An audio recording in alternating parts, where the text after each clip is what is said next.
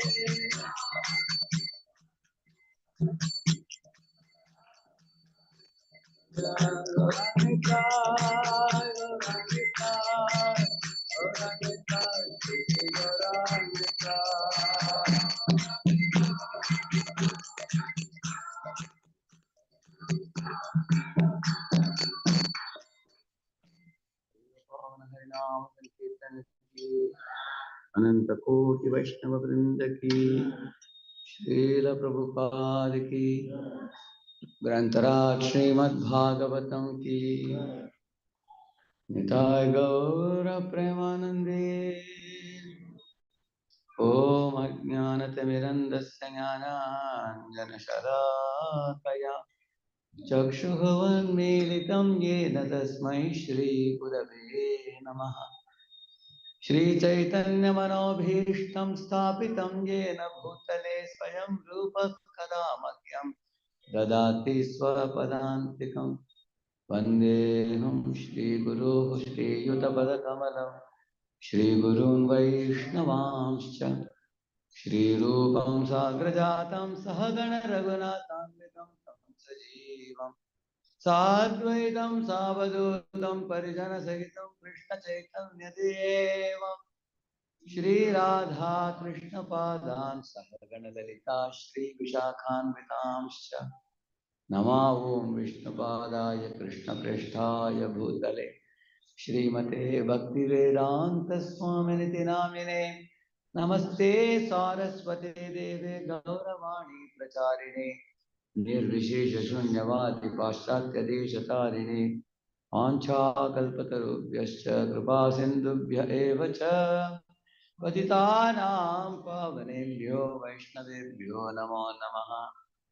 जय श्री कृष्ण चैतन्य प्रभु नित्यानंद श्री अद्वैत गदाधर श्रीवासादि गौर भक्त वृंद हरे कृष्ण कृष्ण कृष्ण हरे हरे हरे राम राम राम हरे हरे। ओम नमो भगवते वासुदेवाय।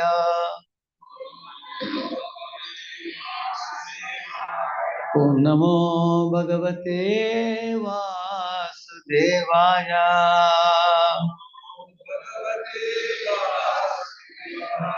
ओम नमो भगवते वासुदेवाय।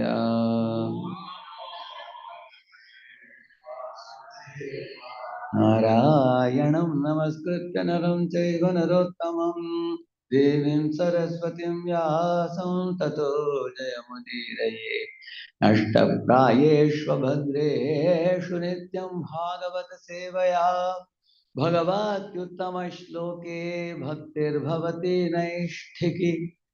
कृष्णाय वासुदेवाय देवकी नंदनाय च नन्दगोपकुमाराय गोविन्दाय नमो नमः। Welcome all of you for the Srimad Bhagavatam class this morning. तदैव रम्यं रुचिरं नवं नवं तदैव शश्वन्मनसो महोत्सवम् तदैव शोकार्णवशोषणं नृणाम्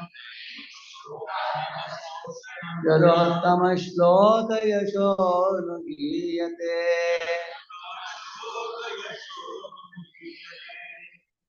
We will sing in another raga which will be very easy for everyone to follow. तदैव रम्यं रुचिरं नवं नवं तदैव शश्वन्मनसो महोत्सवम् तदैव शोकार्णवशोषणं नृणाम् यदोत्तमश्लोकयशोऽनुगीयते।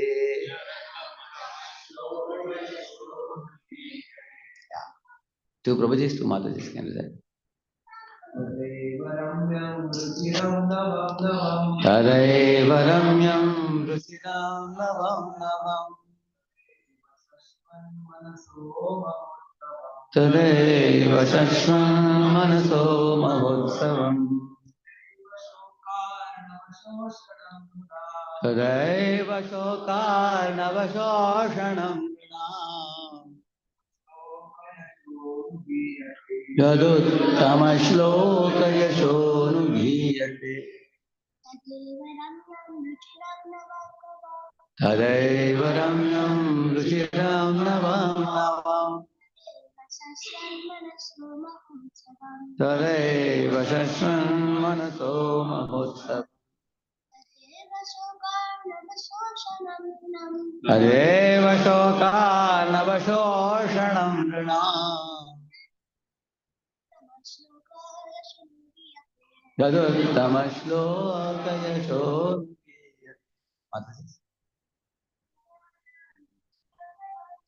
Tadeva Ramyam Ruchiram Navam Navam Tadeva Shashvan Manaso Mahotsavam Tadeva Shokarnavashoshanam Nrinam Yaduttamashlokayashonugiyate Tadeva Ramyam Ruchiram Navam Navam Tadeva Shashvan Manaso Mahotsavam Tadeva Shokarnavashoshanam Nrinam Yaduttamashlokayashonugiyate. So one of you can help me read the word for word and then translation, please. Who has the mic with you? Do you have a mic? Or this one?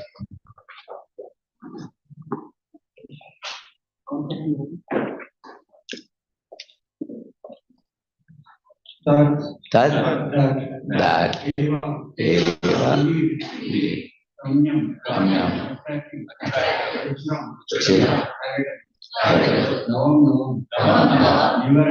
Chiram Eva, indeed, Shashvat, constantly, Manasa, of the mind, Maha Utsavam, great festival. Eva, indeed, Shlokarnava, Ocean of mercy. Sorry, Ocean of misery. Shoshanam. He's always thinking of mercy. That which deprives, renown, for all persons, yet, which, Uttama Shloka, all the famous Isha, glory, Anugiyate, are some. Translation. Those words describing the glories of all famous personality of Godhead are attractive, relishable, and ever fresh.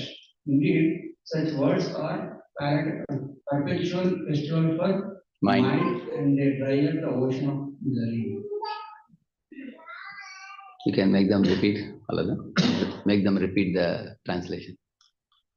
Those words describing the glories of all the famous personality of Godhead, attractive, relishable, and ever fresh. Indeed, such words are a perpetual festival of the mind and their prayer and devotional meaning.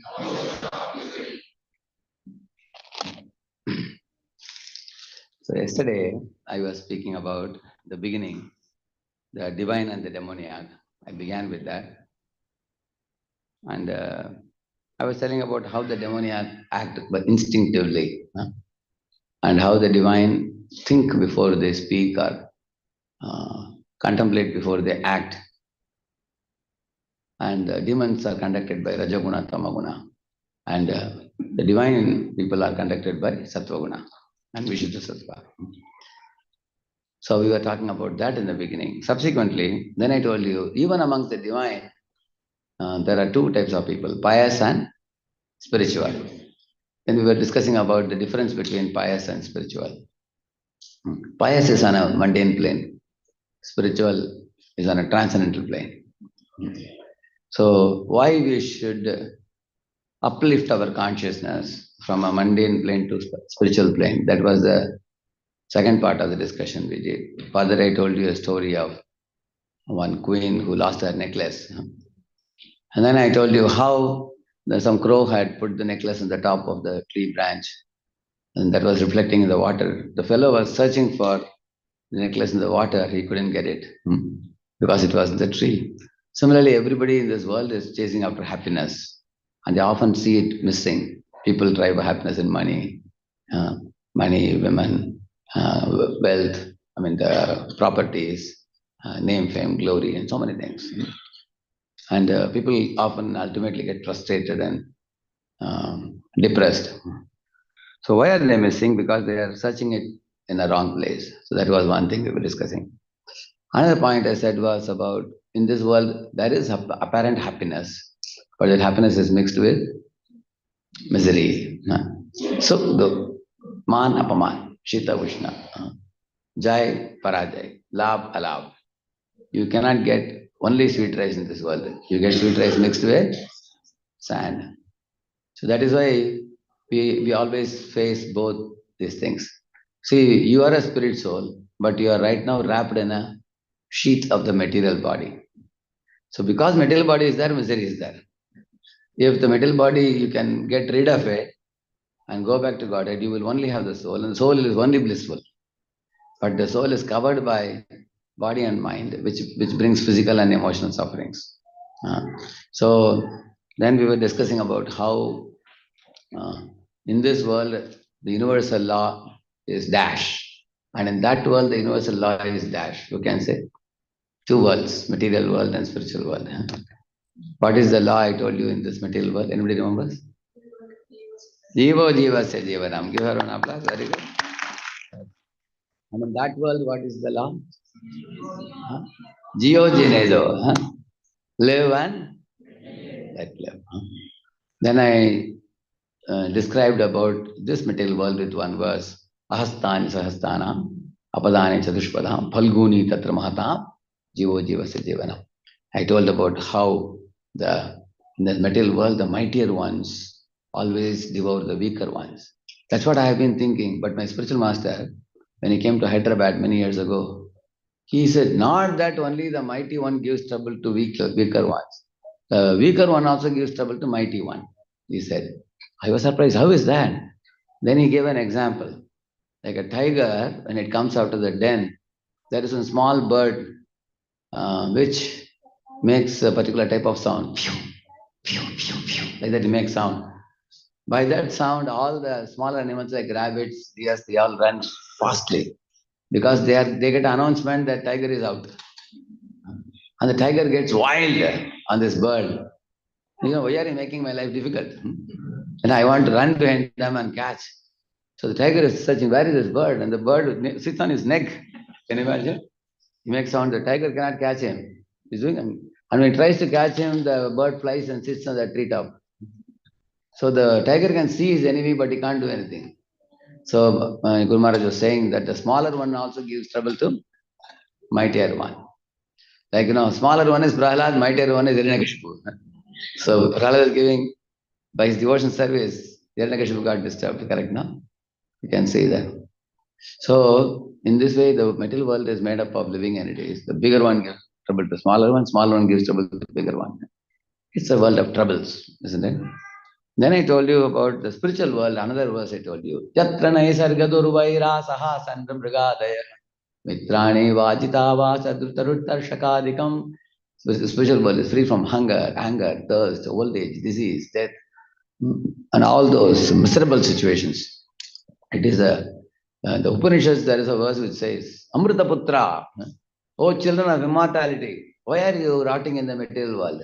He says, get up and wake up to the spiritual wisdom and go back home, back to Godhead. That is the invitation given to all of us.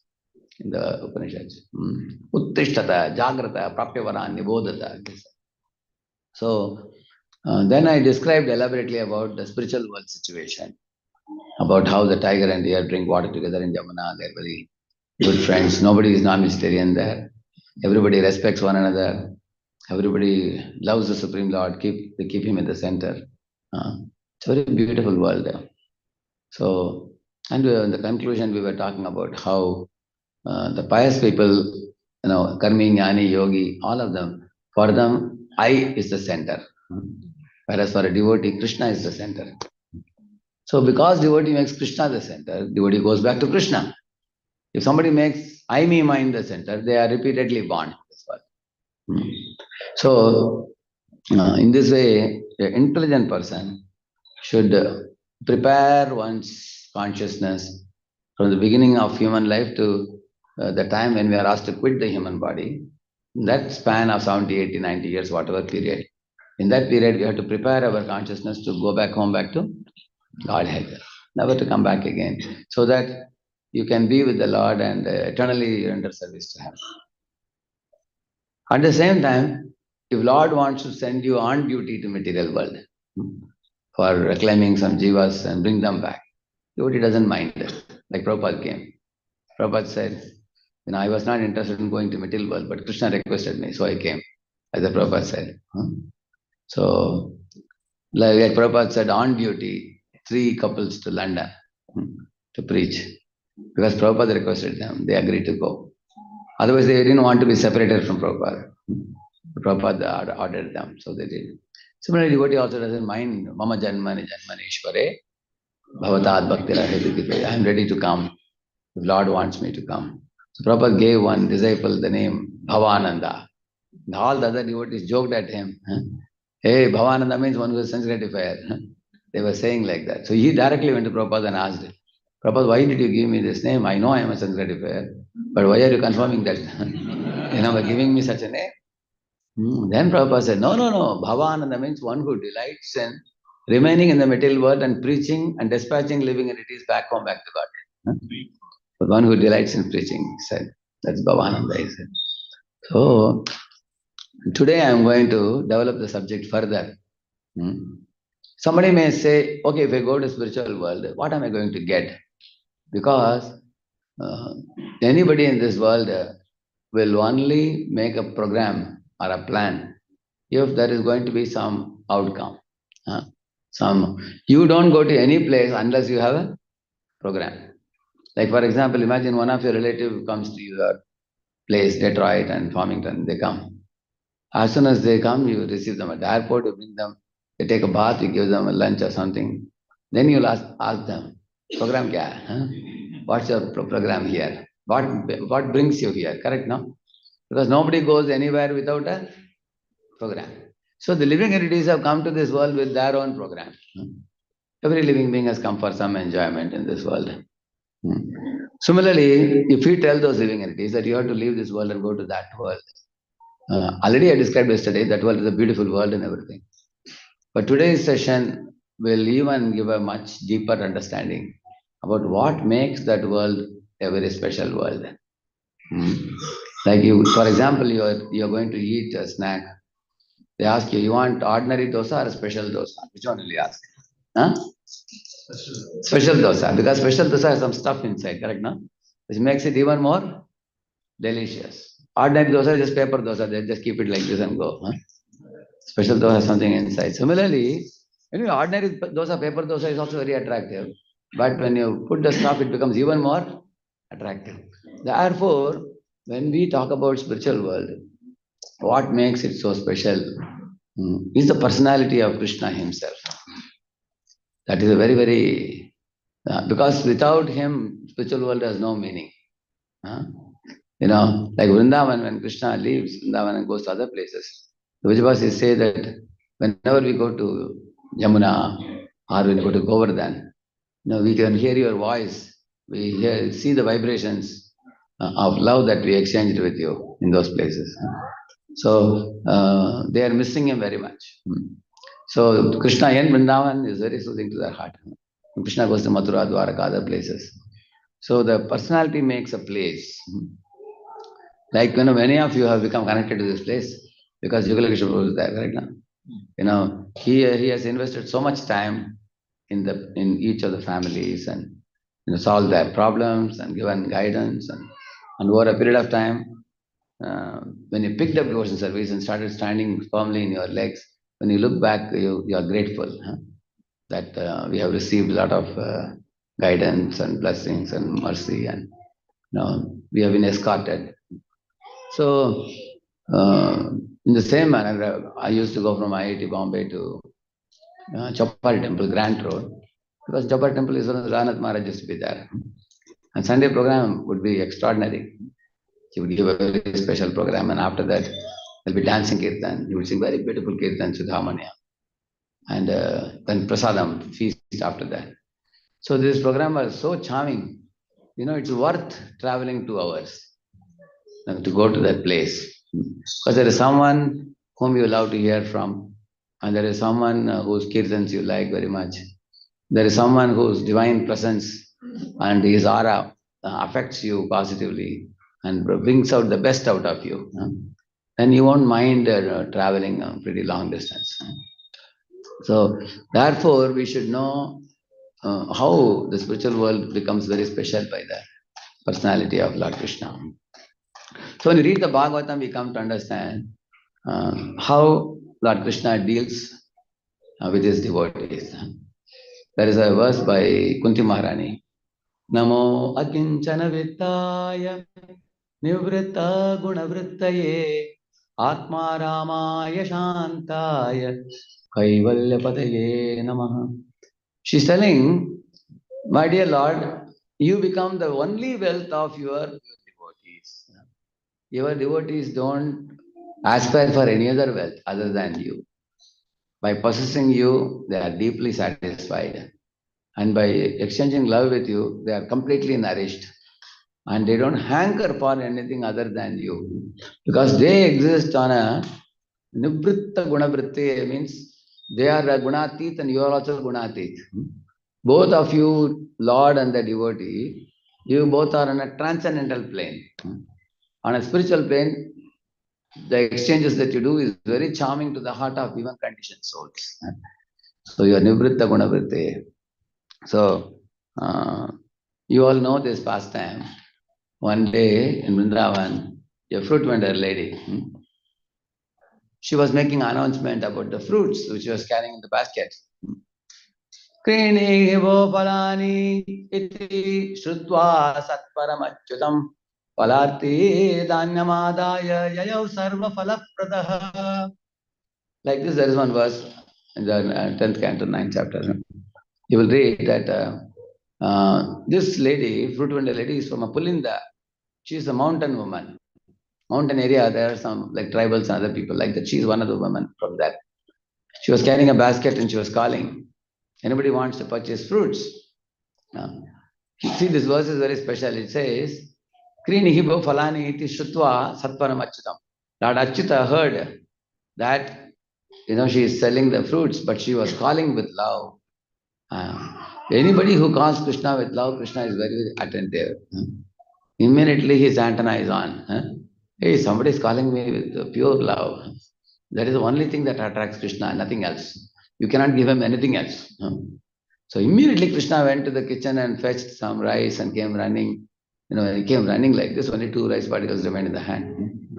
So he came and showed to her at the entrance of Nanda Bhavan. She sat down and seeing the charming child, Krishna, she was so attached to him. She just filled his hands with fruits.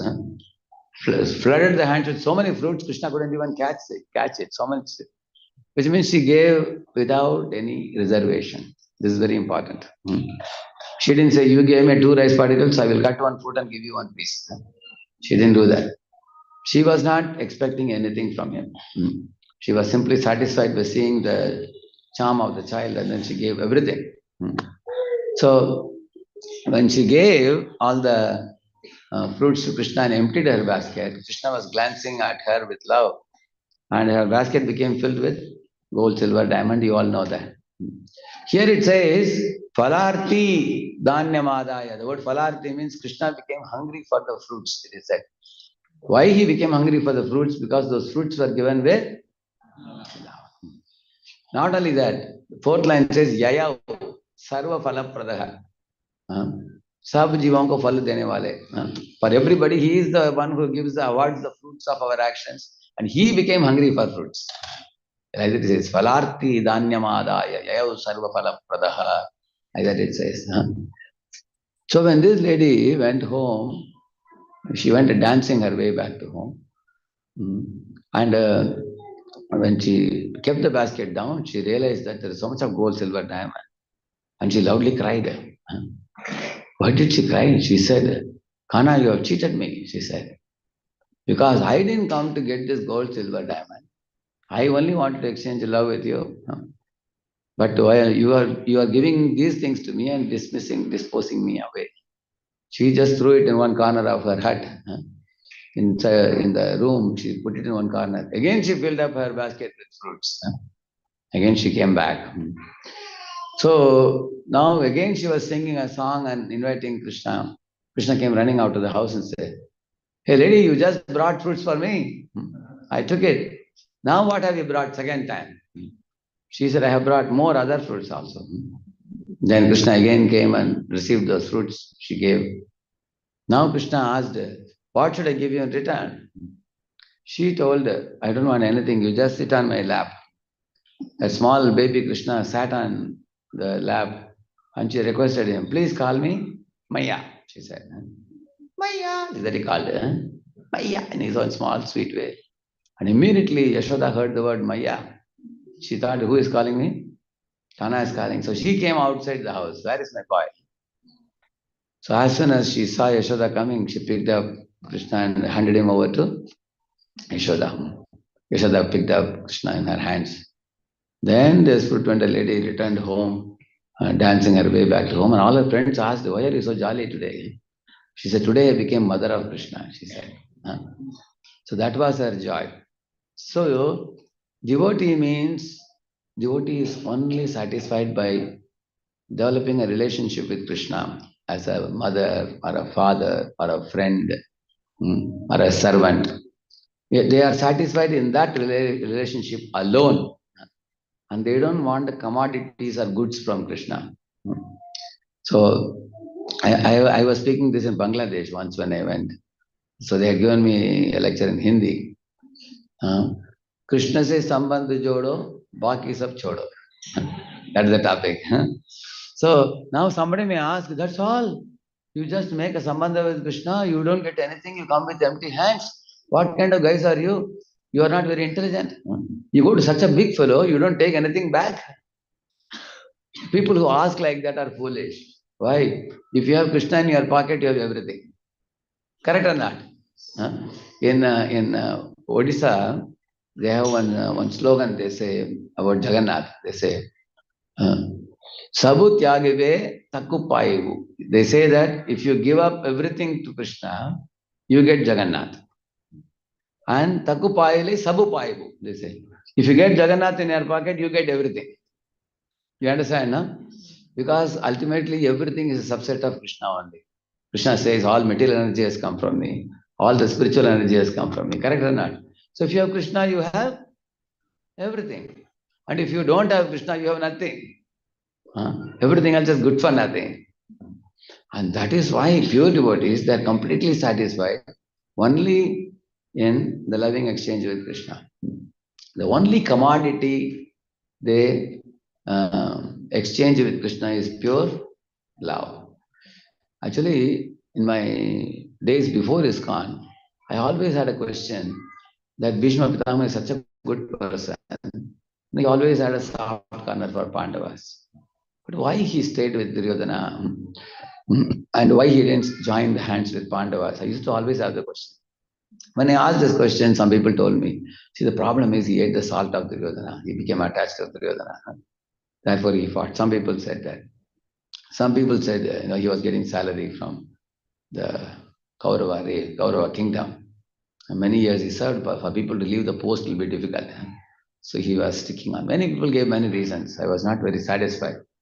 But when I read Prabhupada's Teachings of Queen Kunti book, there Prabhupada gives a very amazing reason. He says that when Krishna came to this world with his devotees, he told Bhishma that you should be on the side which is opposite to Pandava's side. Huh? And I'll be on Pandava's side. Bhishma asked, what is this? Huh? I am your devotee. Don't you count me as one of your devotees? But Lord said, yes, you are my pure devotee. Therefore, I am requesting you. If you are on that side, I am on this side, we both can have a fight and we can have the joy of stunt. So Lord also gets pleasure in stunt that is called as Virya Rasa. Apart from the five rasas prominent, there are other seven rasas which are called secondary. Raudra ras, Bhayanaka ras, Virya ras, like that. So one of the Virya ras means Lord wants to fight in the spiritual world, Vaikuntha, with somebody and enjoy the joy of fighting. Any of you here, you get some joy in seeing the fight scene, stunt scene? Anybody? Correct, no? That's one type of rasa.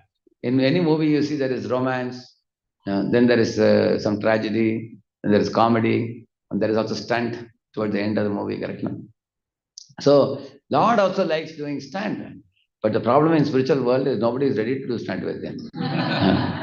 At the most, they may take a lotus and throw on the Lord, that's all. After that, they'll offer obeisances also. So Lord wonders, nobody is ready to give this rasa to me here. Okay, let me go to the material world, taking some devotee and then put them in the other side. We'll do stand.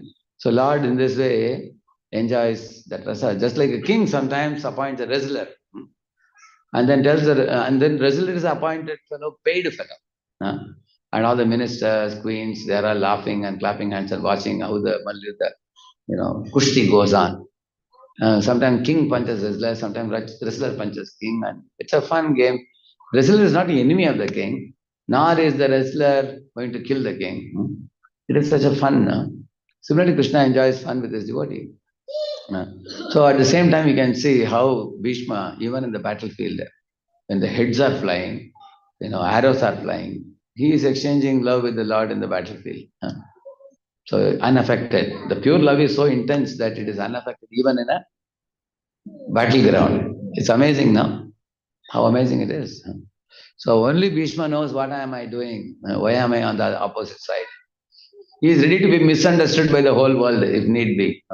If people want to misunderstand him, he doesn't mind it. Because that's what gives pleasure to Lord, I will do that. Same manner, when Jaya Vijay were asked by Lord Vishnu after the curse of the Kumaras, do you want to go to material world for, Lord said, for 3 lifetimes.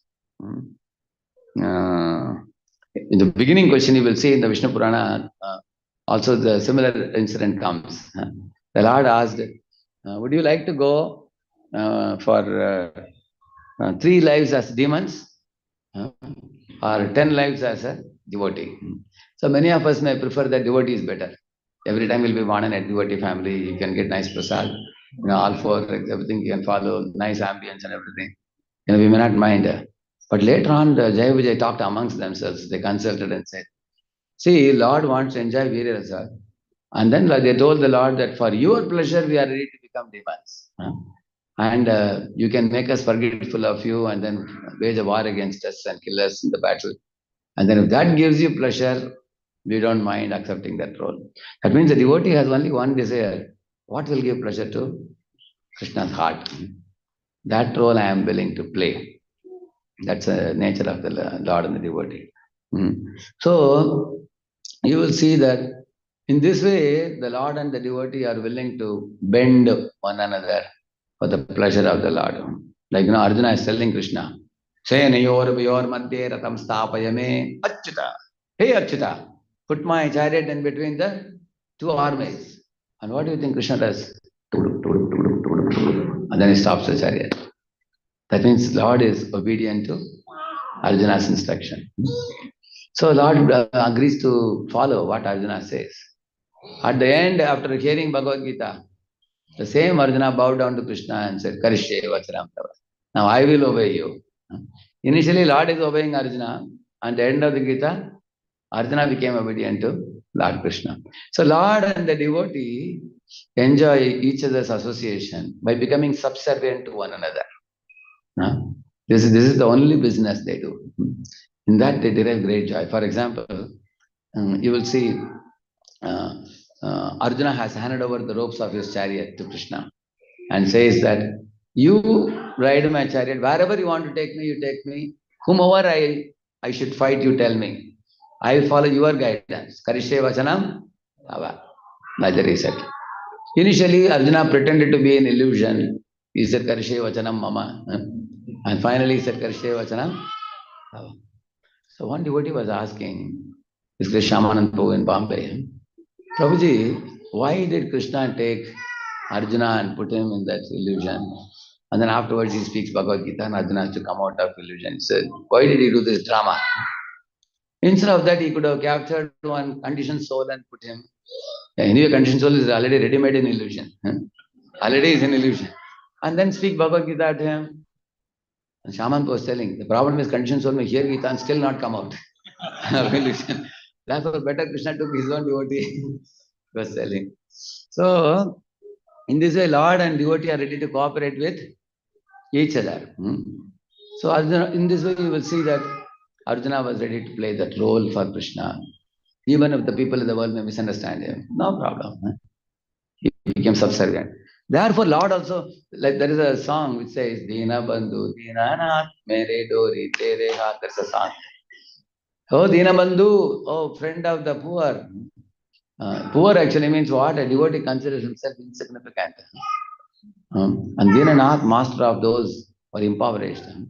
And Mere Dori Tere Hath means what? I hand over the ropes of my life to you. And you conduct my life. I am ready to be orchestrated by you. Like Prabhupada also said in that song, he said, Kashtera Putli, he said, Nachava Nachava Prabhu, Nachava Semate. He says, I am like a Kashtera Putli, I am like a wooden doll. And you are the puppeteer. You can make me dance the way you want. So devotee accepts the role of becoming a puppet in the hand of the Lord. It's the nature of devotee. And because Lord is so pleased with the devotee, then the Lord also agrees to become puppet in devotee's hands. For example, Yashoda is trying to bind Krishna from morning to evening. In that Damodar Leela, you will see that. There is one very famous verse that this verse says that Swamatusvinna gatraya israsta kavarasraja krishtva parishramam krishna kripayasi swabandhane. This verse says that Yashoda considering Krishna like her own baby, her own child. Her face covered with perspiration drops, her hair disheveled, and smiling, she was trying to bind Krishna. So Krishna looked at his mother, endeavoring to bind him from morning to evening. At last he took pity on her and agreed to be bound. Kripaya asid swabandhane. He says he cannot be bound by anybody, but he agreed to be bound voluntarily. So, like I told you, the devotee gives the ropes of his life to Lord, and Lord gives the ropes of his life to devotee. Like you see, Jagannath, Baladev, Subhadra, we do a Rath Yatra. And Lord hands over the ropes to the devotees. Now you drag me wherever you want. Take me to Vrindavan. And I will helplessly be dragged by you, and I am ready to come to Vrindavan. So this is Lord surrenders to devotee, and devotee surrenders to Lord. It's very and it's very joyful occasion. One time in the theatre, huge crowd. When they show green flag, then you have to pull the chariot, correct? No? When you show the red flag, you have to stop the chariot. It was such a heavy crowd, there were 10,000 people. And everybody was enthusiastic to get Jagannath as quickly as possible to Vrindavan. Not a delay. And they picked up both sides, picking ropes, and they ran so fast. One devotee was telling, Prabhu, Jagannath has never been so light. Today, so easily he's coming to Vrindavan. Suddenly they realized they have only ropes, cart is behind only. Taken the rope and running ahead. So, this way you will see devotees are very eager to carry Jagannath back. Jagannath doesn't protest. He's agreeing, like you see, he goes from Sundarachal to Nilachal to Sundarachal. He goes from Kurukshetra to Vrindavan. So, this is the first thing. The only business a devotee does with the Lord is exchange of pure love, nothing else. Like Sudama goes to Dwaraka, at the entrance, he was asked, by the Dwarapalakas. Why have you come here? What do you want? And Dwarka was so stinking rich. When someone was walking on the streets, it's mentioned that he saw the merchants were all happily laughing, cheerfully, joking, and everywhere he could see diamond and gold and silver profusely. Even the watchmen were so rich that if they were seeing Sudama, if he wanted wealth, they can just pick a handful of diamonds and give him, which will be enough for his whole life. Huh? Everybody was so rich there in Dwaraka. But did Sudama ask for wealth? He never told the watchman that I have come to beg some wealth from Krishna. You know what he said? I only want to meet my old friend, Krishna. Huh? That is His Holiness Navagendra Maharaj, when he came to Pune, he sang one beautiful song. Haridwar पालो कन्हैया से कह दो द्वार पे खड़ा है गरीब Sudama. Tell Krishna that one of his old poor friends who was his Gurukul mate has come to the door. Maybe he may remember. I'm not very sure. Now that he has become king, now he's a great personality. Maybe if he has forgotten me, I'll go away. But if he remembers me, I'll be very happy to just see his face. That's all I want. Simply seeing him, I'll be satisfied. Long time I didn't meet him. When Dwarapalakas went and told Lord Krishna about this, Krishna jumped up from his seat, he came running. So Sudama thought maybe, the king has become angry on me, that I am calling him as my friend. So Dwarapalakas are coming running to arrest me, he thought. The whole army is coming, he thought. But then when the door opened, we saw Krishna coming running and embraced Sudama and, smeared his body with tears from his eyes. And 1 hour he was speaking, standing on the entrance. And then he turned to Rukmini and asked, Rukmini, do you know who this is? She said, my dear Lord, you speak about this fellow every day. It's not a new person. I have been wondering, who is that fellow you always talk about? And she said, why don't you come inside, sit down and peacefully talk? Then he said, I forgot the time, he said. In this way, Lord forgets the time when he meets his devotee. So Sudama also, you'll see, he only wanted to meet Krishna. He didn't want to ask him anything. He didn't ask also. Many people in India, they tell this story and they say, see, we should be like Sudama. You go to Krishna, he'll give you everything. That's a very, very less noble understanding of this pastime. Krishna will give you, but Krishna giving wealth, and hundreds of servants, that is not the moral of the pastime. The moral of the pastime is Sudama did not ask anything. He just wanted to express his affection. He carried some chipped rice to go and give. So his wife was also a devotee. She made chipped rice. She said, you told that Krishna loves chipped rice very much. So remembering that, which means she intended to please Krishna by giving that particular item which is very dear to him. Isn't it? So this is a very interesting thing. We not only should serve the Lord, we should intend to serve the Lord. We should have the intention to find out what will please the Lord and give. You see, when I was a small boy, when my mom would make this potato sabji, sometimes the bottom portion will get a little burnt. And she would do like this, and when she transfers the sabji, that will also come. Like sometimes like a dosa type of thing. Like what do you call that? Spices. So when she's serving the sabji, I will tell her, please give that portion to me. I was very fond of that. Now, 20 years later, I am a monk at the ashram, I'm going home. Mother would purposefully put a high flame and take her.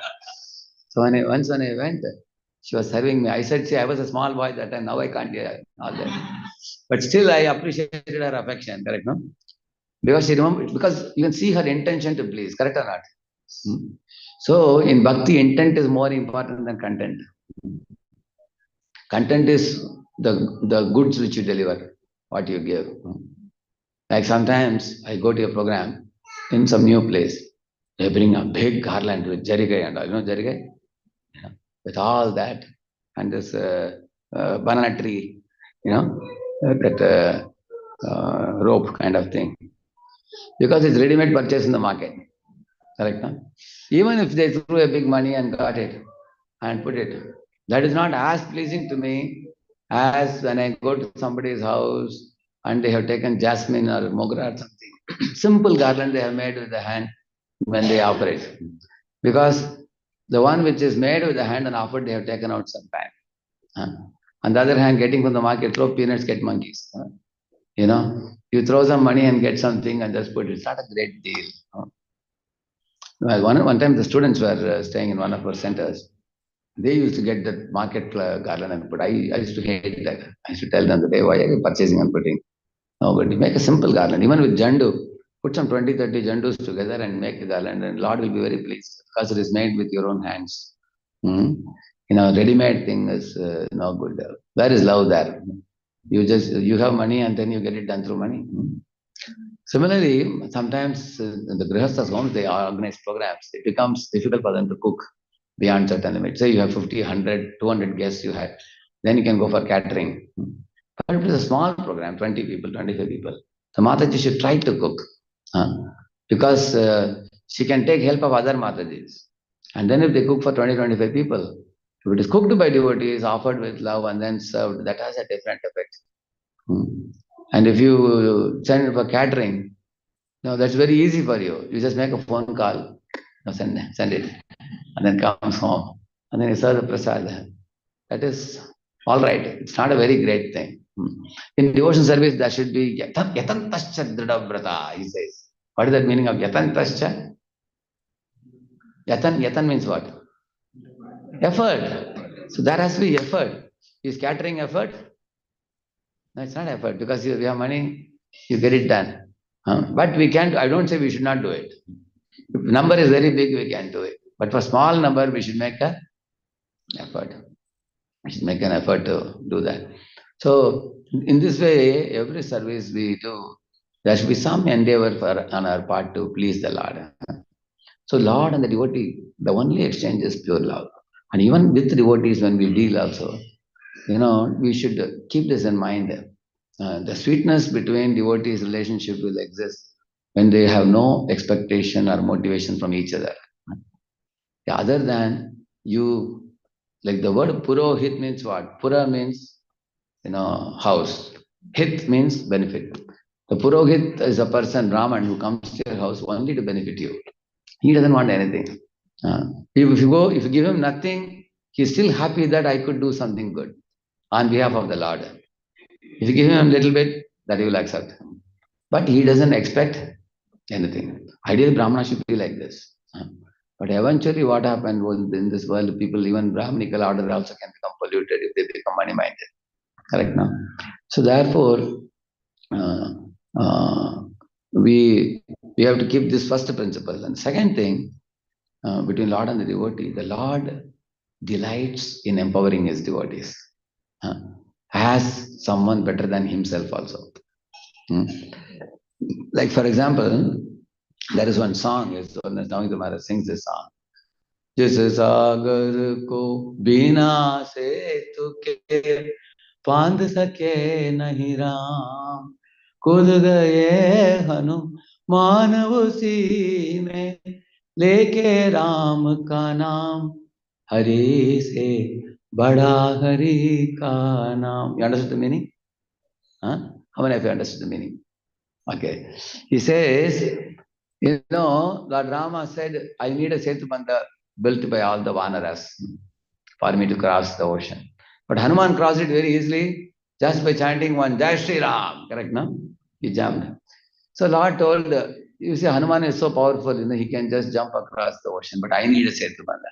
It appears Lord is inferior and Hanuman is superior. Correct, no? And once Prabhupada said, Lord, Haridas Thakur was chanting 3 lakh names every day. But Lord Chaitanya was chanting only 1 lakh names. Sometimes 2 lakh names he chanted. We all chant daily only 25,000 names. Ekadashi day we may chant 1 lakh names. But you will see Lord Chaitanya also chanted 1 lakh names every day.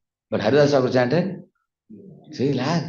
Prabhupada said, and then Prabhupada said, Lord Chaitanya preached only in India, but I preached all over the world. What do you say? So devotees got confused. What to say? Prabhupada laughed and said, you see, Lord delights in empowering his devotees to be better than himself. By his empowerment only, devotees are able to do this. Like, for example, a father opens an industry which is producing a turnover of 10 crores, for example. And then you find his son is having an industry which is having turnover of 40 crores. You wonder how he started, because father only made that company for him. You seen that? Sometimes the father invests more money in making a bigger industry for the son than the industry which he himself is running. How many of you have seen fathers talking about their sons and daughters to be better than himself very proudly? How many of you have seen that? Correct, no? Like one fellow was saying, I am only a farmer, my son is an engineer. They delight in saying that. Similarly, Prabhupada said, Krishna could have easily convinced Yudhishthira Maharaj after the war when Yudhishthira was weeping, but he wanted to glorify Bhishma Pitama. Therefore, he took Pandavas to the battlefield, and then Bhishma gave that very wonderful talk to Pandavas, and they became satisfied after that. So, and Lord has multiple reasons why he does what he does. He only knows. Because the Lord sat in front of Bhishma, and Bhishma looking at Krishna was completely satisfied. He said, I am now going to leave the body. How kind he is that he's coming and giving darshan of his beautiful face, sitting in front of me. So, questions were asked by the great soul Yudhishthira. Answers were given by another great soul, Bhishma Pitama. And answers were heard by the Supreme Personality of Godhead, Krishna, whom he saw right in front of him with great outflowing love. He offered those prayers of Vishnu Sahasranama when Bhishma Pitama did that. So, in this way, Lord empowered Bhishma to speak the Vishnu Sahasranama Stotram. Therefore, it is called Uttama Shloka. Uttama Shloka means choice poetry. What is choice poetry?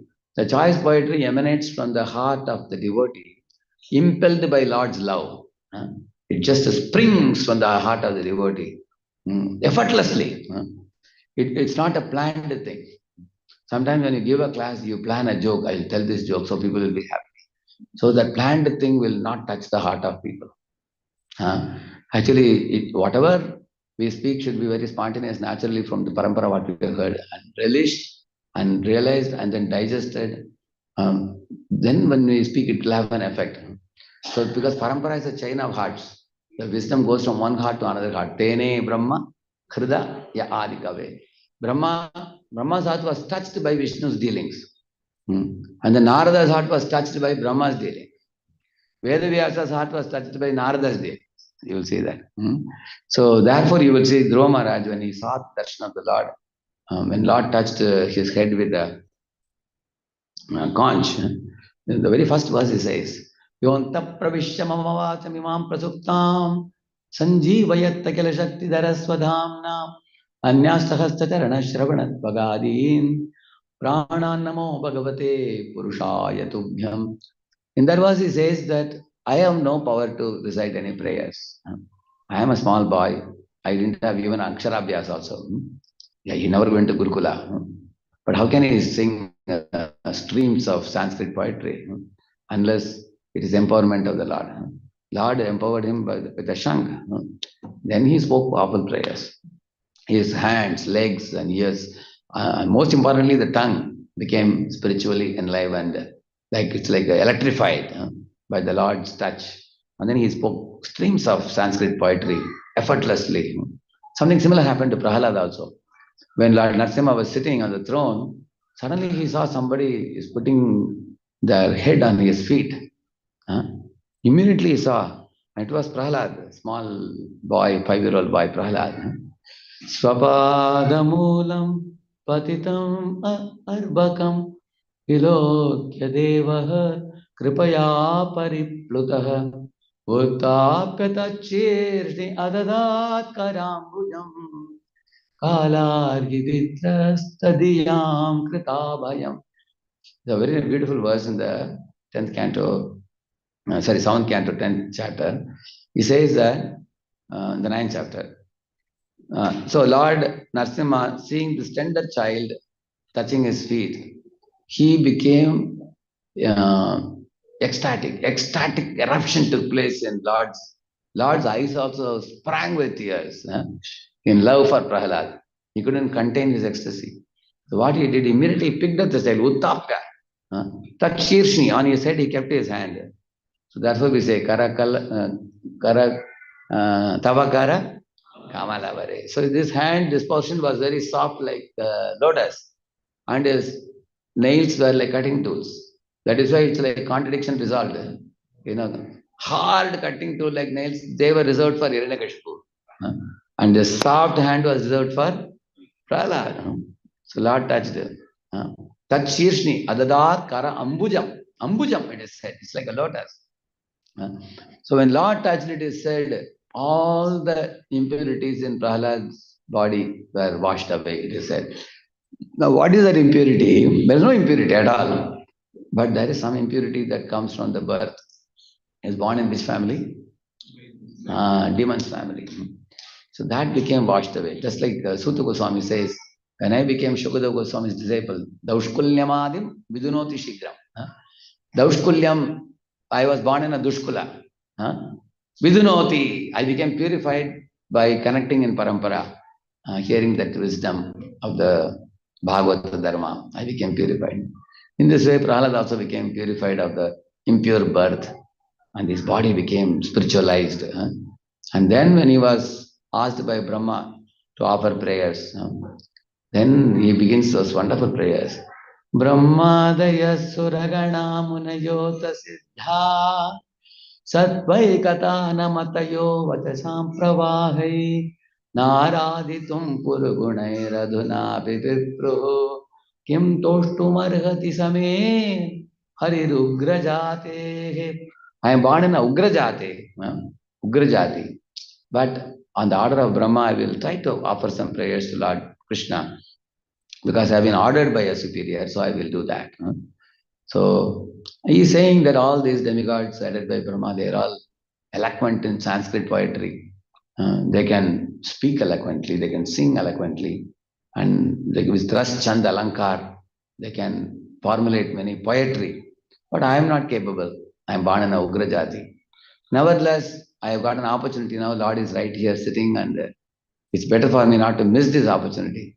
In my own babyish way, I will sing whatever poetry I can. Like that, he says. So he was also empowered. Who? Prahlad. So Prahlad was empowered. Dhruva was empowered.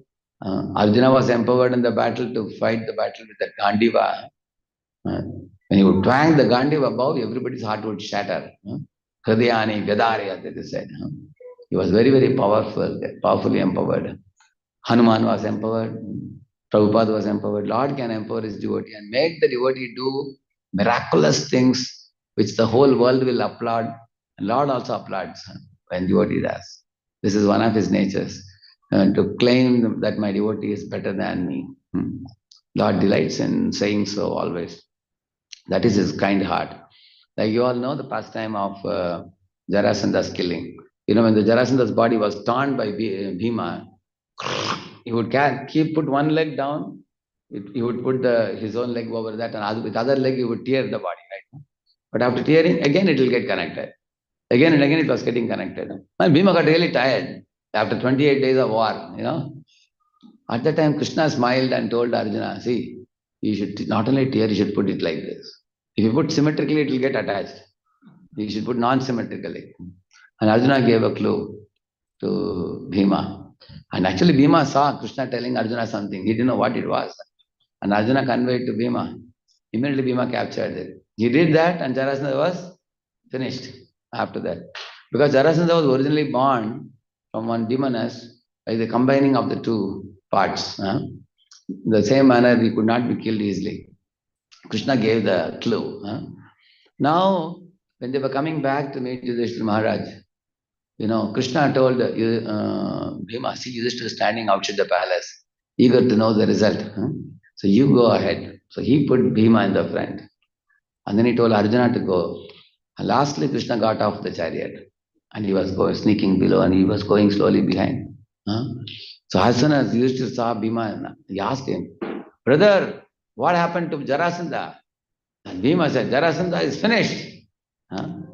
Immediately Yudhishthira embraced Bhima and then patted him and said, Bhima, anybody attacked by you is finished. There is no hope for such a person. You are the most mighty warrior in the entire world. Bhima got a pat on the back. And then Bhima said, Arjuna also accompanied me. because Bhima got help from Arjuna, no? So he said, then Arjuna also got appreciation. And Krishna did not expect any appreciation. When I heard this first time, Yoga Swami in his commentary says this, that Krishna wants to give credit to his devotee, but he doesn't want to be known as the supplier of that idea. It's a very difficult thing for us to do in this world. Imagine you gave one idea to your junior and the junior did a miraculous thing and the guru is appreciating. You will tell the junior, please tell where the idea came from. Otherwise Maharaj will not know it. Is it true or not? See, who is important? Idea giver is important or executor is important? Huh? Huh? Idea giver, yeah, because execution anybody can do. Somebody has to give a blueprint, no? So Krishna gave the blueprint and Bhima just executed. But Krishna did not expect any pat on the back for giving the blueprint because he delights in empowering his devotee. You see? Oh, what an amazing person. That is why he's God. Huh? Because ordinary human being, we can't be like that. It's very difficult. Even in the battle of Kurukshetra, Krishna says that, Tasmat pamuttishta yasho labhasva jitva shatrun bhungshva rajyam samriddham mayaiva yete nihita purvameva nimittamatram bhavasavya. He's telling, my dear Arjun, you fight this battle, you take the entire worldly kingdom. You become the king. And you also take the credit for killing all these people, although I have already killed them all. Mayaiva yete nihitaha purvameva, he says. Before only I killed them, he says. You don't believe my words? Look at this Vishwarupa Darshana. Huh? He says, I will show you. Jayadratha is entering into the flaming mouths of, Lord Krishna. You will see that. Duryodhana, Dushasana, Shakuni, everybody is entering into the flaming mouths of the Lord. Arjuna started trembling when he saw that. My Lord, all these fellows are going to die in the battle. What Krishna did was, see, when time moves like this, many, many things are going to happen. So what is about to happen, Krishna showed it in advance. But if you wait and watch, like sometimes they take a video of the plant growth. You all have seen that? Plant growth, you cannot see it with eyes. But if you take a video, if you put it in fast mode, then you can see the leaves coming and then flowers coming, fruits coming. Same way Krishna manifested the future turn of events which is going to happen in the battlefield. Because he says, and time I am. He is the time. He showed it. When Arjuna saw, he became convinced. The beauty is what? Krishna killed all these fellows. And then the end result is, he is giving the credit to whom? Arjuna. It's very amazing. You see, there is one son of Bhima whose name is Gadodgaja, Another fellow, his name is Babrik. There's one Babrik. So this Babrik, he was a very great devotee of Lord Shiva. So in fact, he went to Shiva and joined Shiva's Gurukul. He took guidance under Shiva, training under Shiva. Shiva became very pleased with him. And when he was about to leave the ashram, Shiva told him that I bless you with 3 arrows. Take these 3 arrows. And these 3 arrows are extremely powerful. Nobody can win over you with these 3 arrows. He became very powerful. He came running to his mother. And then he told the mother, Mom, I want to go and watch the Kurukshetra battlefield. I am very curious to know the outcome of the battlefield. Who will win, Pandavas or Kauravas? And then mother asked her, Beta, on whose side are you going to fight? He said, I have 3 powerful arrows. I will fight whichever side is weak. I will assist that side, he said. And when Krishna heard this news, he thought, what a foolish decision it is. Because Krishna thought that, for example, initially Pandava side is weak because they only have 5 Akshavanis, 7 Akshavanis. Kauravas have 11. Correct, no? So he will fight on this side. Now Pandavas finish good amount of Kauravas and they become, say, 3. And Pandavas are 5 or 6. Then this fellow has to go to Kaurava side. Now, because he is very powerful with his 3 arrows, he attacks more. Then Pandava side number reduces. Then he will go to other side. And Krishna understood. Finally, except this fellow, everybody else will be finished. Only he will remain. What a foolish idea. The problem is the Babrik was whimsical. Because he had the Asari element in his birth. Gadodgaja also, Babrik also, both of them. Because Hidimbi, Bhima had a connection. So therefore, in our life, we should never make whimsical decision. Actually, if you got three nice arrows, you could have gone to Krishna and asked, "What should I do?" Isn't it? He decided on his own. So now, when he was running to the battlefield, on the way Krishna came. Krishna stopped Babrik and said, Babrik, I want to know. I heard you have three arrows. How do you say they are powerful? Huh? He said, with one arrow, I can mark the target. And with another arrow, I can mark the target to be finished. With another arrow, I can mark the target to be protected, which should not be finished. And with the third arrow, I can finish the target which I wanted to destroy. And the other will remain protected. And Krishna thought, my Lord, if this fellow goes to Kaurava side and marks all my Pandava devotees, he will round them up and finish with the third arrow. It's very dangerous. Is it not true? So then Krishna said, okay, let me give you a task and check whether you are really capable. And he said, look at this large tree. You should be able to dislodge every leaf of that tree and tie them up together in a circle, as you said, and then destroy them. Let us see how you do that. And he said, yes, and he sent the arrow. So the arrow started going to all the leaves. And so that time Krishna took one leaf and kept below his feet. So it collected all the leaves, and finally the one leaf was missing. So the arrow was going round and round Krishna's feet. So Babrik told Krishna, I think you are hiding one leaf below your feet. If you don't leave that, it will penetrate your feet. So lift your feet. And Krishna lifted his feet. It went and collected that leaf immediately. And then collected all of them and packed them up together. And then the third arrow finished all of them. So Krishna thought, my Lord, dangerous fellow. That means even if I hide Pandavas in Patal also, this arrow will not leave. How will I protect my devotees? And then Krishna said, okay, you are a very smart fellow. Can you give me your head? Can you cut your head and give me? He asked. So Babrik said, how can I say no to you? I'll definitely give. But I'm very, very eager to see the outcome of the battle. So if you allow me, I will keep my head on the top of the mountain. From there I can watch the war. So the whole war happened. After the war was over, the Pandavas are having a discussion that we have emerged successful, we are powerful and everything. So there was a talk about who amongst us have brought about this success. That was the question. Because generally everybody subtly thinks that my contribution was very special. Everybody tends to think like that. And when Krishna saw the Pandavas discussing the subject about who brought, this is a very dangerous question it is. Like say Janmashtami was very successful. If any of you ask, Mataji say that we did the best. And Prabhuji say we did the best. And Brahmacharis say, we guys are the ones who planned and everything. So then what happens? That creates a cleavage in relationships between devotees.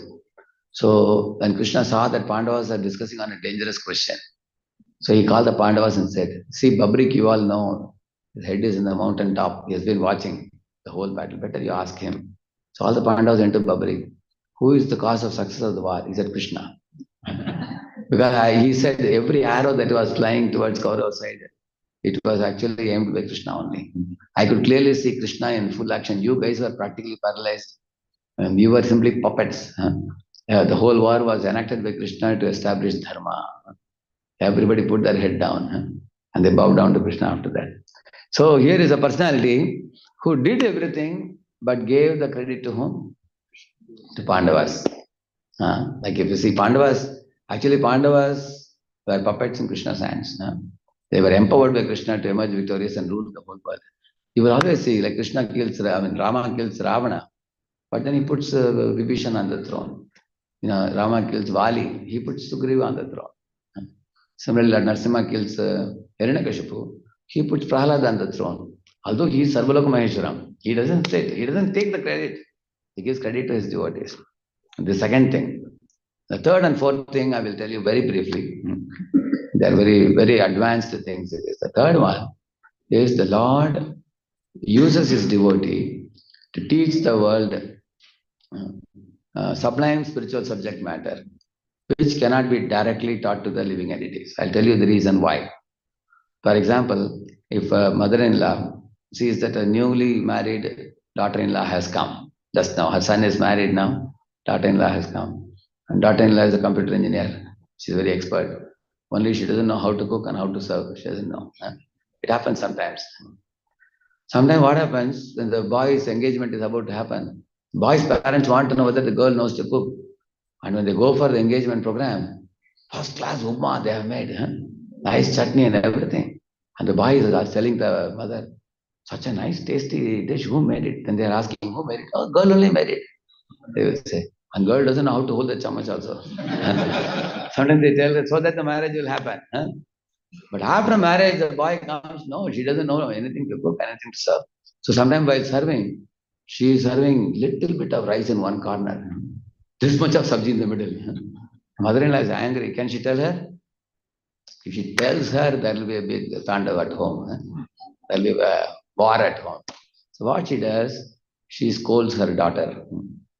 Hey, foolish daughter, you have put little rice and too much sabji. What kind of serving are you doing? Do it properly. And the daughter also says, okay, ma, I'll be careful, she says. But then the daughter-in-law learns, my lord, I did the mistake, and she gets the taunt.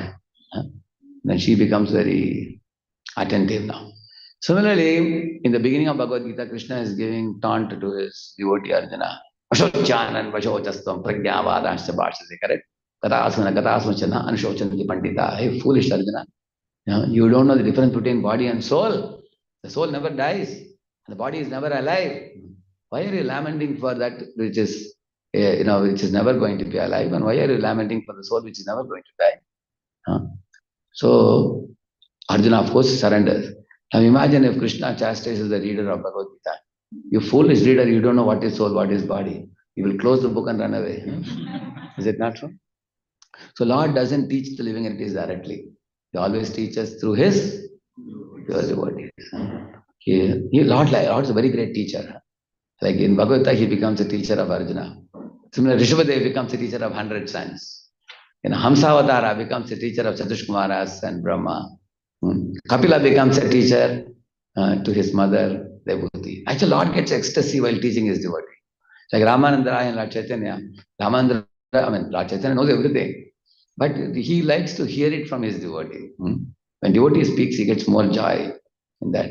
You see in any Vishnu temple, Garuda will be sitting in the front. So Garuda is called as Bhagavad Gunadarpanam. They say, what is Bhagavad Gunadarpanam? If Lord Vishnu wants to know his own qualities, he will ask Garuda, Garuda, tell me, what is so special in me that all devotees are after me? And Garuda, when he opens his mouth, Lord becomes delighted to see Garuda's ecstasy. So he is like a mirror, it is said. If you want to look at your face, you need a... So Lord's pure devotee is a mirror for the Lord. Lord wants to know about himself. We cannot know. Because a lotus, which is laden with honey and having a great fragrance and beauty, cannot see itself. So only a honey bee can describe. A lotus, you don't know who you are. You look so beautiful, you have so much honey, you have so much fragrance. So when Garuda describes, then Lord comes to know, oh, is it so? Therefore they are so much attracted to me. It's called Bhagavad Gunadarpana.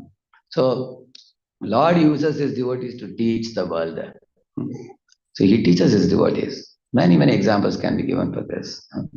He's very joyful to teach his devotees. He's a teacher, a great teacher. And the fourth thing, Lord puts his devotee in awkward positions in this world. We may never want to be put in such a situation. Nottamashlokavartanam jushatam tat katam mritam syat sambramanta kalepi smaratam tat padam bhujam. The Bhagavatam it is said, na uttama shloka vartanam jushatam tat katam mritam. Those people who are always absorbed in hearing the pastimes of the Lord and serving the Lord throughout their life. He says, even at the time of death, they will not be confused or bewildered. They will never cry that I have to leave the body. Even if they get some terrible diseases, they are never going to bother about it. Like His Holiness Bhakti Tirtha Swami is an evidence. He got, ravaging cancer in his body. He was actually singing Radhe Govinda, and with tears of ecstasy left his body.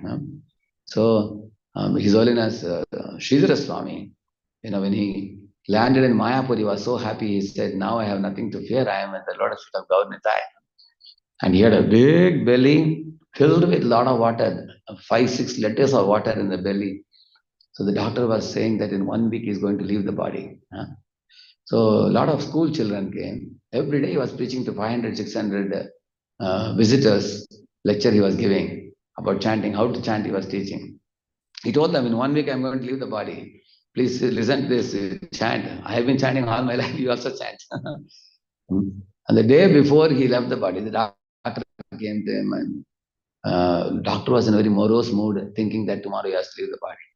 And Maharaj was joking, the doctor was asking, doctor, who is inside, boy or girl? He was asking. And doctor was telling him how this man can be so cheerful. Because devotees have nothing to fear. They know that just like sometimes you get an injection for blood test they take, it's fighting you for a moment.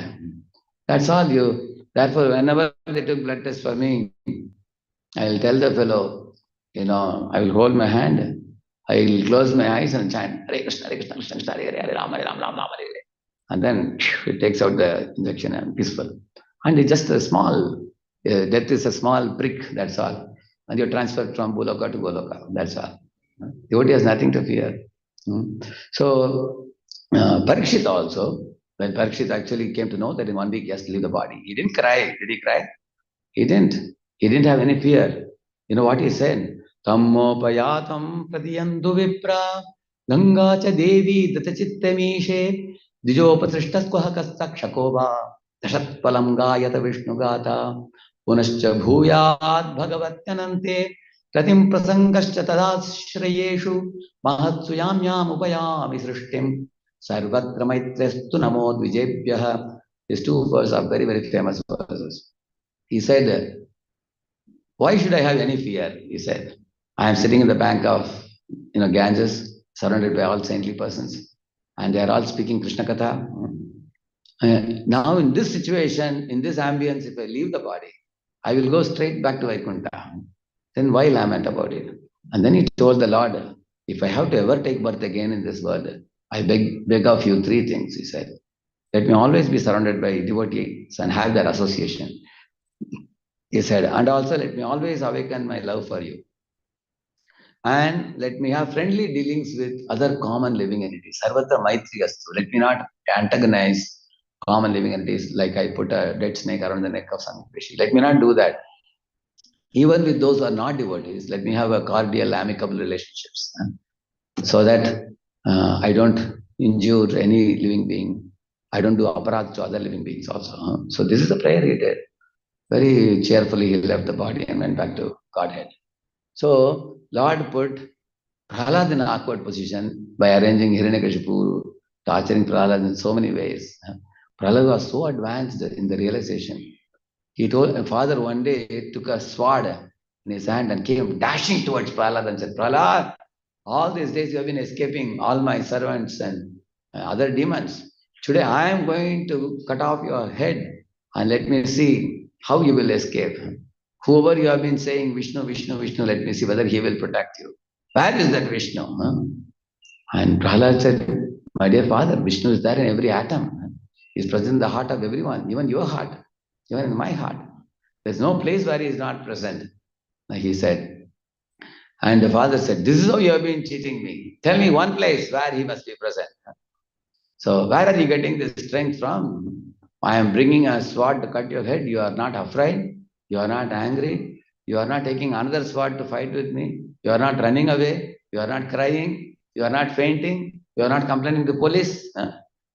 You are standing in front of me like this. Where is this fearlessness coming from? Tell me. And he said, my dear father, my strength, your strength, and Brahma's strength, and the strength of all living entities comes from one Supreme Person. Supreme Personality of Godhead. We all are dependent on Him. We are tiny thoughts and He is the one who is empowering us. So in that awkward position also Prahlad was super bold. He was very daring. And he said, you want to cut my head with the sword, but I am seeing Vishnu in the sword itself. In every atom of the sword, I can see the beautiful form of Vishnu. Let me accept that Vishnu, this is said in Vishnu Purana. Let me accept that Vishnu has come as a sword and is embracing me. When you cut off my head, I have nothing to fear. There's no place where Lord is not present. So in this way, when father challenged the son and son challenged the father.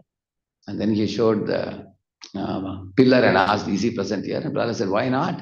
He's everywhere present. Then he broke the pillar and out came Lord Narasimha. You will see that.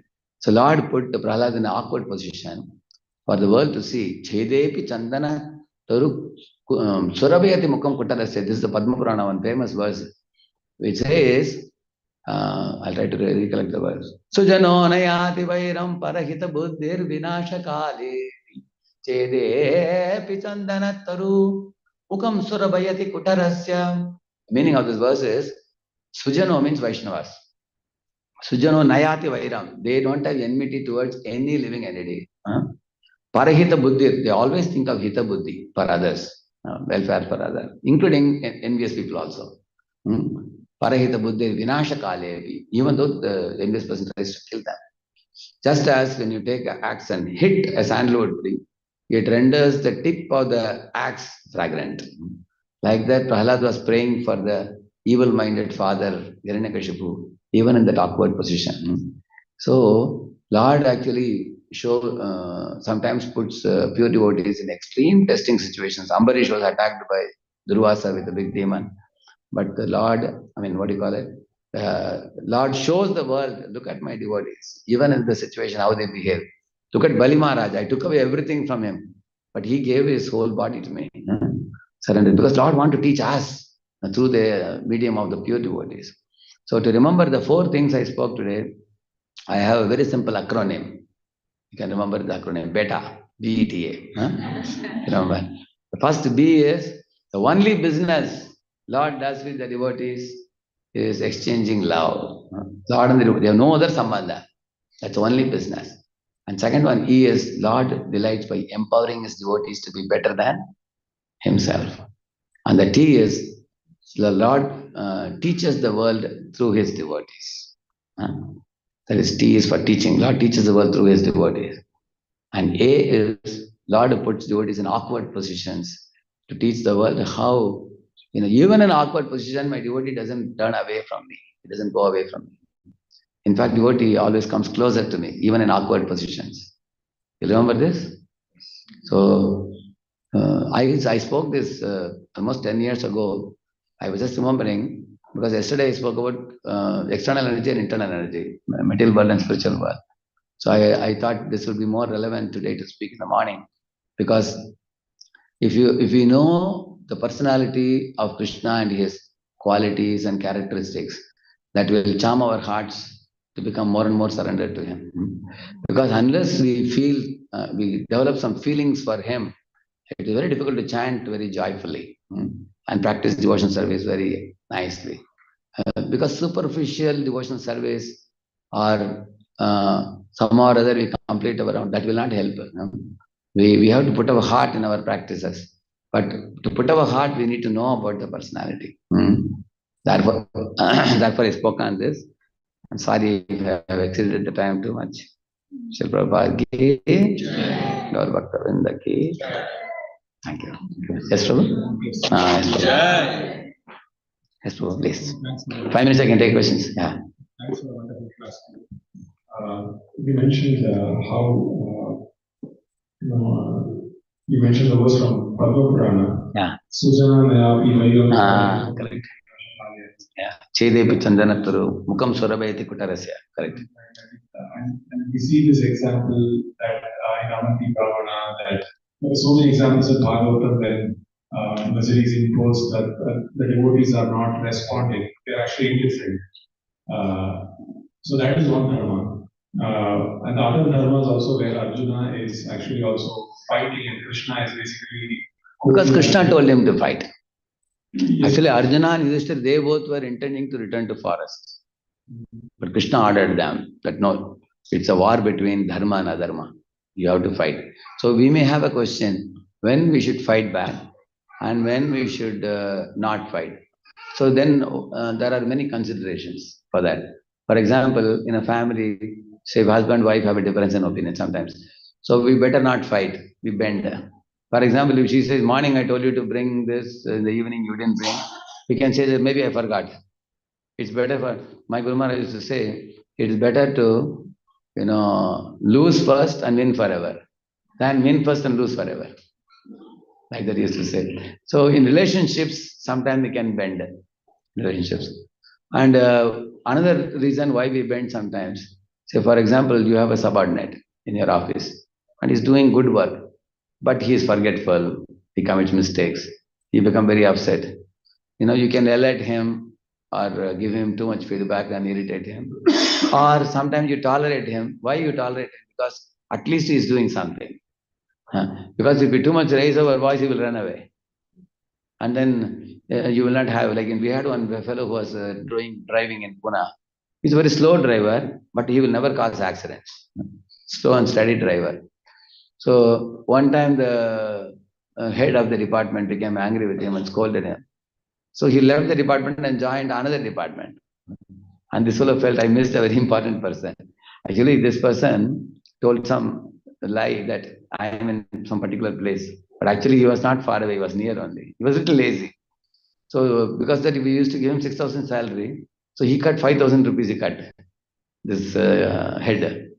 And that fellow thought, Prabhuji, you can cut 500 rupees at 1,000 rupees, but 5,000 if you cut, how will my expenditure go on? He didn't agree. Then he left this department to another department. This fellow came running to me. I said, you took a overreaction, I told him. You catch him again and tell him you will not cut so much. Then he came back again. So sometimes to have someone, you can ask why Yugalakshmi Prabhu is very tolerant with many devotees. You can ask him because he wants devotees not to run away. At least they are doing something. Something is better or nothing is better. Nothing. So we tolerate because of that. Our relationship is important, so you tolerate. Sometimes you tolerate because that person can be of nuisance value to you. For example, you feel that somebody is creating some trouble. You call him and chastise him, then he can give more trouble. So at least he's giving this much trouble now. He'll give this much. So then what you do? You tolerate. You just ignore that and go on because then he may not give too much trouble after that. So there are many reasons why we tolerate. I would suggest you to hear one talk which I did in Chopal Temple. It's called Tit for Tat. If you just put Radheshyam Tit for Tat, you will get there. And I have spoken many case studies. Actually, Vaishnavas in Bhagavatam, you find why they tolerate is not without a reason. There's always some reason. Thank you for the wonderful response. Yeah, just have a follow-up question, so I can ask. So, Prabhupada criticized Gandhi heavily because. But Prabhupada also praised Gandhi also. Yeah, but the principle of non-violence, where he was trying to follow maybe some principles of Jain philosophy that he had learned in his childhood, where he was trying to be indifferent. Whatever British did, he was trying to hold this principle. And Prabhupada criticized in politics, you cannot have that principle. And Ambarish Maharaja also, more or less had this principle of, based on devotion to Krishna, of course. So we see, different. Actually, there are Vaishnavas who behave differently. For example, Madhavendra Puri did Ayachakavriti. He didn't beg at all. He just sat in Govinda Kund and was chanting. But Goswamis didn't follow that. Goswamis went for Madhukari. Why? Because Goswamis had a missionary activities. Whereas Madhavendra Puri had no missionary activity. He was just a Babaji type person. So now ISKCON is a missionary organization. So we don't just sit and chant and hope that everything will happen on its own, like Madhavendra Puri. So we are also going and distributing books, collecting money and running a temple like that. So similarly, we have to know when to act and when to be silent. When to be violent, when to be silent. Like Dhruva Maharaj was told, be silent. Arjuna was told, be violent. And they both followed the instruction. So whenever I am having a confusion, I would consult my superiors and ask them, in this situation, should I fight or should I give it up? And they know they will see multiple parameters and they will arrive at a decision. All right? Thank you. I'm Ajay. Actually, others, those who wish to go, you can carry on. I will be here for 5 minutes in case it's getting late. When some of you have to go, you don't have to feel hesitant. You can carry on. Yes, Majid. Thank you. One is, we understand these wonderful qualities of the Lord, when His uncommon is devotees, stated divine. Yet there is a struggle for our appreciation, even though we understand He's there for us. What is that? There's so many challenges, right? So, Even though understanding is lack of application. Actually, why we still struggle, I'll tell you the reason. One of the reason is when we hear about the qualities of the Lord from the scriptures, we feel very charmed at that moment. But subsequently, we become covered by our worldly designations. And then we become preoccupied in our mind with those activities. And we refuse to take initiative in a direction towards the Lord. There are many initiatives we can take. For example, taking sections of Bhagavatam and reading deeply and appreciating, rendering services. Opportunities keep coming, but we don't take initiative. That's one reason. And another reason, there are certain initiatives called as Asat Cheshta, we call it. Asat Cheshta means the 12 items of NOI 1 and 2 verses. Vacha Vegam, Manasa Vegam, Pradha Vegam, Digva Vegam, Udara Vegam, and then Atyara, Prayasa, Prakalpani, Agrajan, and Love. These 12 items are called initiative, but in the wrong direction. So for right initiative, we are lazy, and for wrong initiative, we are going headlong in that, and that saps our juice in the heart. Although we get the juice when we hear these things, to preserve the juice, this asat cheshta should be curtailed, and then sat cheshta should be increased. Sat cheshta is what? Yatantascha dradavrata. I was telling now. And what is asat cheshta? The NOI 1 and 2 verses. So what I am suggesting students also, write down these 12 bad items and then write down 12 good items. The 12 good items are verses 3 and 4. So you increase the such chestas and cancel the asat chestas.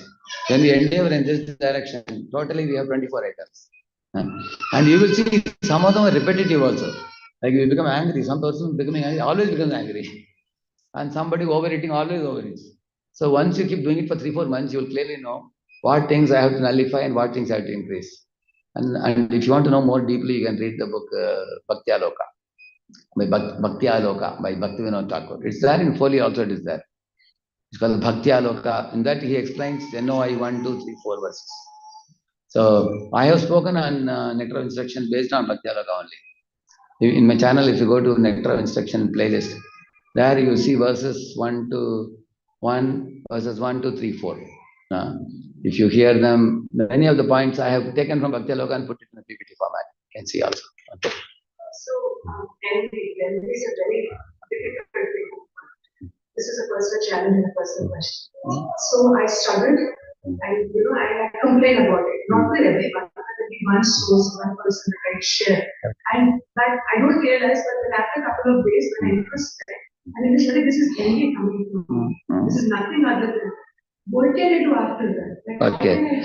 After that, what you can do? Why we feel envy? It's called as indirect appreciation. It's called envy. Say, for example, I am a singer, another devotee is a singer. I find that that singer is singing better than me, and more people are appreciating. So, on one side, our mind is amazed by their greatness. On the other hand, the mind feels bad that why I am not great like that person. So, it's indirect appreciation. So, in order to overcome this, you directly go to the person and glorify the person. Oh, you sang so beautifully today. I also would like to learn some ragas from you. If you can teach me the steps in harmonium. So associating with that person and glorifying that person also brings out good quality in us, and gradually the envy dissolves. That's one of the ways. And also, in order to counter the envy, honestly praising that devotee to others.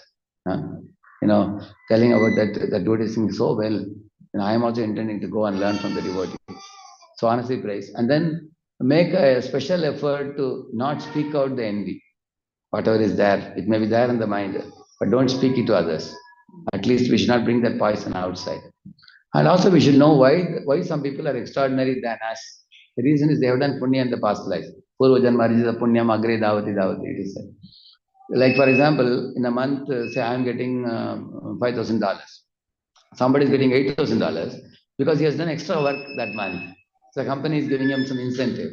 Now can I envy him that why he is getting incentive, I am not getting? He's done the homework. Similarly, you see Mukesh Ambani now got a grandchild. As soon as the grandson opened the eyes, he became billionaire. In this life, he didn't do anything, but the previous life, he has done something. So he became like that. Nobody can envy the child. He is born in that home because he has done something and come. So thinking like this will pacify our mind. So if you also want to get great things, you also do hard work. Like that we can say. And ultimately, awarder is Krishna. He is the one who awards. So we can't blame him why you are giving them, why you are not giving me. Like doctor is giving me bitter medicine. Doctor is giving him cough syrup, which is very nice smelling and nice tasting. That is because he has a different problem. I had a different problem. Everybody is given what they deserve. And that is one nice Hindi song. It says, दाता के दरबार में सब लोगों का खाता जिसने जितना जमा कराया उतना ही वो पाता. You understand? Yeah. One last question. When you mentioned about the Lord delights in development, powering, and he appreciates, I want to understand the Jainish, like in Hiranyakashipu, they are also serving. Correct. But they get, they don't, we consider them, then how do we reconcile that part? But Lord wants us to learn the right and wrong. You know, Hiranyakashipu shows what is wrong. Prahlad shows what is right. Although, just like we are having a drama on the stage, mantra is coming and Kaikeyi, mantra and everything. But when they go to green room, mantra and Bharat will not have any problem. The green room, correct? Huh? When they go to the green room and their drama, people are decorating and everything. But here, Bharat will have a serious problem with Kaikeyi and mantra and all. Is it not true? On the stage. Similarly, our Hiranyakashipu, Hiranyaksha and all, Jai Vijay only. The spiritual world, they are having pure roles. But when they come to the material world, they come to teach the conditioned souls. These are erratic behavior, these are right behavior. Actually, we need that very much because in the material world, we have come with independent desires. In spiritual world, it's not there. In the material world, when we come, we have that. So if they don't depict this role, we will never learn. Imagine a pure devotee come and perform everything purely and go back, we will never learn it. All right? Thank you. Shri Prabhupada ki Jai. Bhakta Vrinda ki Jai. Praise Radheshyam Prabhuji ki.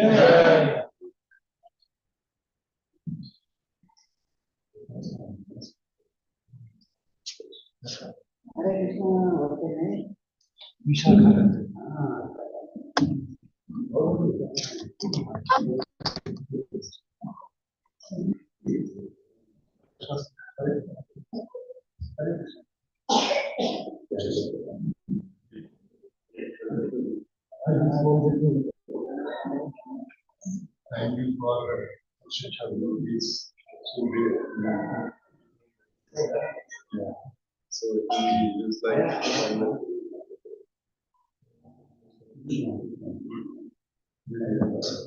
I'm also kind of schoolmate of so see Jiva and he is guiding us, giving us, lifting us.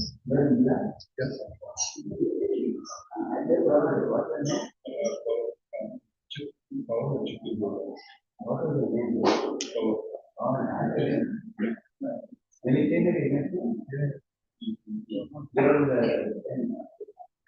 I was like a little bit staying for that because he used to give up a very minute.